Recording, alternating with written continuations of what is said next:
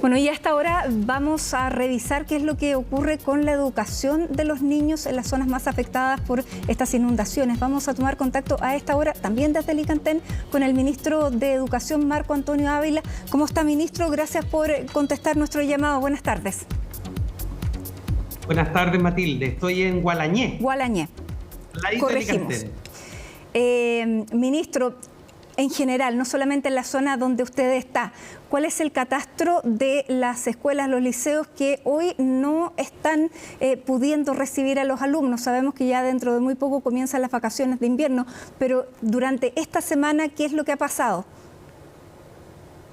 Sí, Matilde, las vacaciones de invierno parten hoy. Hoy es el último día de clases de los estudiantes en todo nuestro sistema educativo y por tanto lo que nosotros hemos podido observar es que un grupo muy reducido, alrededor de un 5,4% de toda la matrícula nacional, precisamente concentrado en las regiones afectadas por este frente de mal tiempo, son quienes han solicitado la suspensión de clases. Esto no es homogéneo en todas las regiones, por si acaso. Tenemos al interior de las mismas comunas establecimientos más afectados, jardines infantiles, ¿no es cierto?, salas cunas, y lo mismo sucede, ¿no es cierto?, en las regiones. Si miramos un poquitito más grande el territorio, algunas comunas que enteras han solicitado la suspensión, pero esto ha sido solo por 2 días, porque recordemos que las clases pendientes, ¿no?, después del frente mal tiempo solo eran las del día de ayer y hoy. Ya mañana, ¿no es cierto?, son jornadas de trabajo de profesores y profesoras. Ministro, también sabemos que dependiendo del daño que han tenido cada uno de los establecimientos, también va a ser distinta la capacidad de rearmarse, de reconstruirse. ¿Usted estima que todos estos establecimientos que resultaron dañados van a poder recibir a los niños al regreso? Mire, nosotros estamos hoy día afinando nuestro catastro porque efectivamente la afectación de los establecimientos está alrededor de 740, 750 establecimientos, y cuando digo establecimientos me refiero a jardines infantiles, salas cunas, escuelas, liceos, ¿no? Entonces, lo que nosotros hemos estado tratando es de depurar la información que tenemos, porque cuando hablamos de afectación estamos refiriéndonos, por ejemplo, a goteras o filtraciones, hasta inundaciones o pérdida total. Hasta el minuto, hoy día tenemos solo certeza de un solo jardín infantil en la comuna de Coltauco, que sería una pérdida total. Muchos otros establecimientos van a necesitar reparaciones que podríamos decir de mediana gravedad o incluso menores. Y para eso, ¿no es cierto?, es que hemos desplegado todo el Ministerio de Educación, los Ceremis han estado en las zonas, ¿no es cierto?, más afectadas desde el día sábado. Nosotros como gobierno central nos hemos desplegado también desde el mismo día. Yo estaba en algunas, por ejemplo, estuve en Coltauco, también vi las comunas alrededor, ¿no es cierto?, de la región metropolitana. Hoy día, ¿no es cierto?, estuve en O'Higgins ayer, hoy día y mañana en el Maule. Y la idea es poder determinar cuál es ese nivel de afectación y qué ayudas más inmediatas necesitan los sostenedores para poder poner a punto, ¿no?, los establecimientos para poder partir las clases el 17 de julio, que es cuando comienza el segundo semestre. Hay, por lo tanto, excluyendo este jardín, digamos, esta sala cuna de Coltauco que tiene esta pérdida total, todo el resto de los establecimientos, el compromiso del Ministerio es que sí vuelvan a clases al término de las vacaciones. Exactamente, nosotros estamos en un escenario de reactivación educativa muy importante, ¿no es cierto? Hace poco tuvimos los resultados del que hemos llamado, ¿no?, han llamado así también todos, el CIMSE de la pandemia, que es el reflejo de 4 años, diríamos, ¿no es cierto?, de interrupciones en el sistema educativo, la ausencia permanente durante casi 2 años de los estudiantes. Por lo tanto, los efectos que tiene en el aprendizaje de niños y niñas la ausencia de los centros escolares es muy grande. Y por tanto nosotros estamos haciendo todos los esfuerzos, ¿no? Lo mismo hicimos durante la crisis de los virus respiratorios, en donde hicimos los mayores también, ¿no es cierto?, indicaciones, sugerencias a los sostenedores que no exigieran los certificados médicos de tal manera que los niños pudieran asistir y si había un resfrío fuerte solo tuvieran 3-4 días lo que durara ese resfrío fuera del establecimiento. Logramos mantener obviamente con mayor baja, ¿no?, y un poco más de inasistencia producto, ¿no es cierto?, de los resfríos, pudimos mantener la asistencia durante este tiempo. Entonces lo que queremos hacer también, de la misma manera que hicimos con los incendios en el verano, es poder trabajar rápidamente durante todos estos días. Ustedes ya están viendo ahí, yo acabo de estar en esa escuela que ustedes están mostrando ahora en Licantén, que es la escuela básica, ¿no es cierto?, quizás la escuela más grande que tiene en la ciudad, en donde asisten muchos niños. Entonces ya aquí en esta escuela ya con el alcalde fuimos mirando qué soluciones inmediatas podíamos hacer y por lo tanto vamos a abrir, ojalá, ¿no es cierto?, si no en el mismo establecimiento, a lo mejor durante algunos días en el establecimiento donde funciona la educación media, poder tener también en la educación básica. En definitiva, Recordemos ministro, ¿cuántos días se perdieron en estos establecimientos que resultaron afectados por este? 2 días.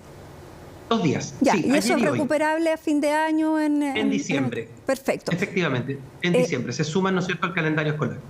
Muy bien.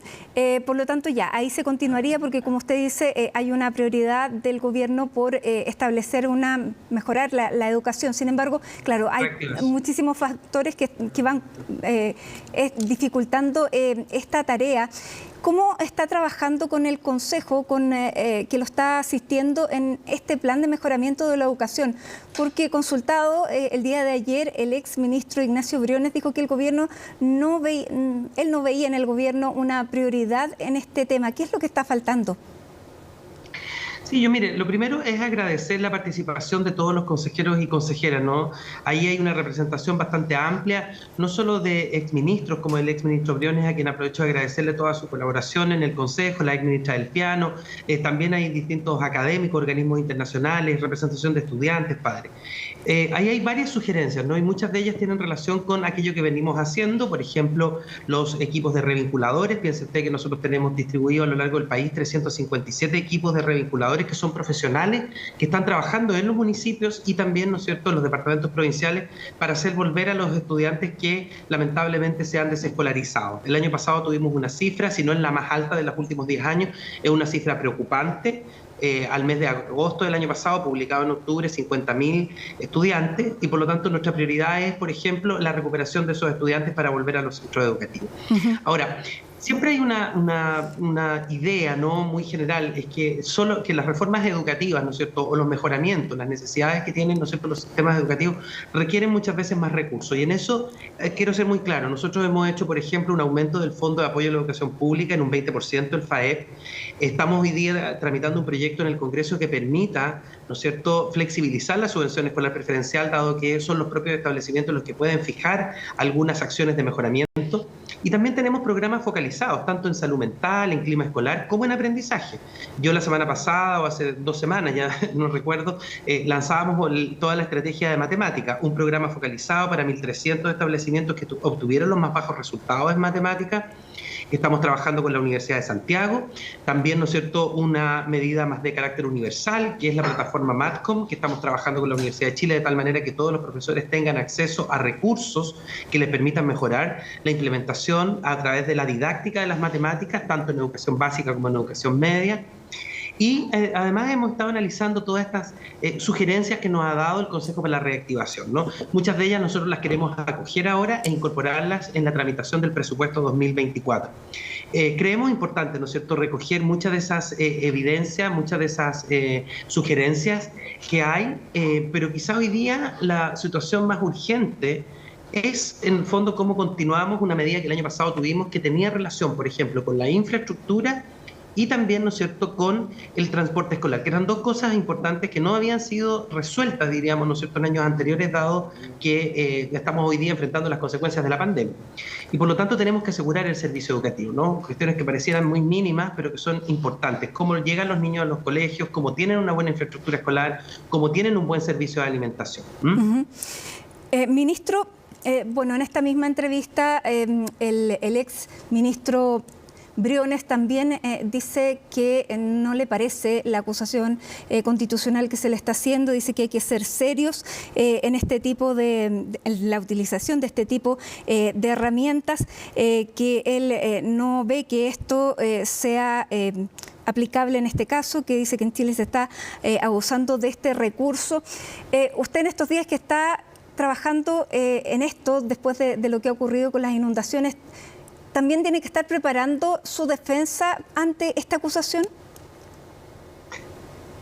Sí, Matilde, mire, primero, esto es una prerrogativa que tienen, ¿no es cierto?, los parlamentarios, y nosotros, obviamente, respetuosos de la Constitución y de las leyes, claramente tenemos que responder a lo que ahí se sugiere. Yo hoy día tengo un equipo de trabajo, tengo un abogado que obviamente trabaja en la preparación de mi defensa, y por lo tanto lo que estamos haciendo hoy día es efectivamente responder primero por escrito, después esto será en el Parlamento, ante todas las, ¿no es cierto?, distintos capítulos que tiene esta acusación. Y por tanto yo estoy hoy día muy tranquilo y muy confiado desde el minuto uno en que el presidente me invitó a trabajar en su gobierno, es que yo he estado dedicado, ¿no es cierto?, a distintos temas, ¿no? Cómo hoy día resolvemos los temas de la oferta y demanda educativa, que era algo que no se había resuelto después del gran proceso de migración que se produjo en nuestro país, especialmente en el norte, la recuperación de la infraestructura, la reactivación educativa, el mejoramiento, ¿no es cierto?, de las condiciones, por ejemplo, de la implementación del servicio de alimentación, a través, ¿no es cierto?, de distintos cambios que hicieron estos servicios desconcentrados como la JUNAEP, los cambios que se han ido haciendo también en términos de la implementación de la educación parvularia, tanto en PUNGI como en Integra, que ahora pasa a ser parte de alguna manera mucho más cercana al Ministerio de Educación después que se cierra la Oficina Sociocultural de la Moneda. Hay tantas, ¿no es cierto?, medidas que tienen relación directa con el mejoramiento de las condiciones en que se implementa el servicio educativo, pero también, ¿no es cierto?, acompañando a través de distintos programas. Mi tarea es, desde el minuto uno hasta ahora, trabajar intensamente como lo hemos hecho siempre, lo hicimos en el periodo de los incendios, lo hicimos en la instalación desde el año escolar del año pasado, los temas de violencia, de clima, hemos conversado otras veces, Matilde, de tantas necesidades que tiene el sistema educativo, entre otras, ¿no es cierto?, elevar la calidad de la educación, en la que yo estoy abocado y por lo tanto, como usted muy bien dice, tengo que estar dedicado a esto y también dedicado a lo otro. Así que, pero bueno, todavía tenemos energía, nos queda energía y ganas, ¿no es cierto?, para seguir mejorando la educación de nuestro país. Ministro, bueno, usted escogió como abogado defensor al abogado Francisco Cox, que es un destacado abogado en materia también de derecho internacional, de derechos humanos. Él defendió a la exministra Marcela Cubillos también precisamente de una acusación constitucional y él ha dicho que en este caso él más bien ve una animadversión personal. ¿Coincide con su abogado? Mire, yo no soy probablemente, en ningún caso yo quisiera que esto se transformara en cualquier caso más allá, ¿no es cierto?, de aquello que a mí me han preguntado. Yo lo he dicho en distintas entrevistas, ¿no? Yo elijo, ¿no?, todos los días al levantarme creer en que quienes estamos en política lo hacemos por el bien común. Esa es mi elección. Si hay otras motivaciones lo lamentaría mucho porque significaría un retroceso en distintos ámbitos, ¿no? Entre eso, ¿no es cierto?, la amistad cívica, mínimos civilizatorios. Yo no he querido creer nada de lo que yo entiendo muchas veces se señala respecto de cuáles serían las motivaciones centrales de esta acusación. Ministro, y finalmente usted pertenece a Revolución Democrática. ¿Cómo afecta a su partido la crisis que está viviendo? Bueno, en primer lugar, yo hoy día soy ministro de Educación, esa es mi tarea fundamental, soy una persona, ¿no es cierto?, un personero de gobierno, soy el jefe de la cartera, pero también soy militante de un partido político y a mí me parece que quienes estamos en política, y tal como lo señalaba yo, que día a día uno escoge, ¿no es cierto?, el servicio público precisamente, ¿no es cierto?, para ir en beneficio de las personas, para trabajar por mejores condiciones, mejores políticas públicas.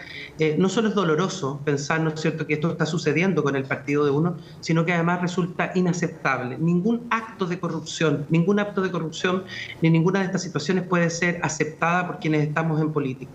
Yo estoy muy conforme con la acción que ha tenido el gobierno rápidamente, ¿no es cierto?, de salir a condenar, de exigirnos a nosotros, los distintos ministerios, que hagamos revisión permanente, ¿no es cierto?, de quiénes son nuestros colaboradores, ahora que se abre todo este tema de las fundaciones que históricamente han colaborado, ¿no es cierto?, con el Estado y no todas ellas, ¿no es cierto?, cometen este tipo de actos que son verdaderamente, ¿no es cierto?, impresentables. Yo lo que creo es que nosotros tenemos que ser enérgicos, todos quienes estamos en política, incluidos, ¿no es cierto?, los partidos políticos, sus dirigencias. Yo no soy el presidente del partido ni tampoco mandato, ¿no es cierto?, menos por la prensa, al presidente de mi partido. Pero me parece que hay que tener una acción definida, clara, respecto de que ningún acto de corrupción puede ser permitido con recursos de todos los chilenos y en particular con políticas públicas que van en beneficio de las personas. Muy bien, ministro Marco Antonio Ávila, muchísimas gracias por este tiempo con nosotros en esta situación de emergencia que está viviendo y que nos está contestando desde Gualañé. Que tenga una buena tarde. Igualmente, Matilde, que esté bien.